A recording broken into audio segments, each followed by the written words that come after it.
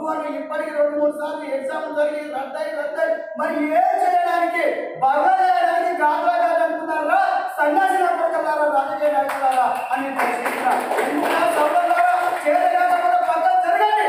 ఇన్నిసార్లు గ్రూప్ 1 రద్దు చేస్తే మీకే కాదురా తెలంగాణ ఆత్మగౌరవం దెబ్బతింటున్నా నా కొడకల్లారా. ఎందుకంటే ఒక్కొక్క విద్యార్థి పోరాటం చేసి ఆత్మబలిదానం చేస్తే తెలంగాణ రాష్ట్రం వచ్చింది. ఒక్క ఎగ్జామ్ నిర్వహించలేని సన్నాసి ప్రభుత్వాలు ఉంటెంత ఊడిదంట మన పెద్దమ్మ కవి కంటుంది వాళ్ళని ఈ పార్టీ ఉంటెంత ఊడిదంటారు. మేమంటున్నాం ఇలాంటి గవర్నమెంట్ ఉంటెంత ఊడిదంట.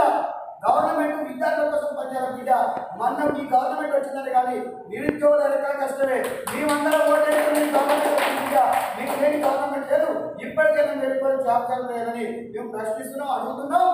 ఖచ్చితంగా అడుగుతాం, ప్రశ్నిస్తాం. తెలంగాణలో ఇవాళ యువతకు తెలివి వచ్చింది, రాజకీయ చైతన్యం వచ్చింది. ఒక అబ్బాయి కాదు ప్రతి ఒక్కరిని ఎమ్మెల్యే కానీ మంత్రి కానీ ముఖ్యమంత్రి ఎవరైనా మేము ఓటేస్తారు ముఖ్యమంత్రి ఖచ్చితంగా మేము ప్రశ్నిస్తాం బిడ్డ. ఆ అధికార స్థితిలో కూర్చున్నామంటే మాకు ఏం చేస్తామని హామీ ఇచ్చినో హామీ నెరవేర్చేదాకా హామీ నెరవేర్చి నేను ఎత్తిన పాలాభిషేకం చేస్తావు రైట్. హామీ నెరవేర్చకపోతే ఏ అభిషేకం చేయాలో మేము బాధ్యత తీసుకుంటాం.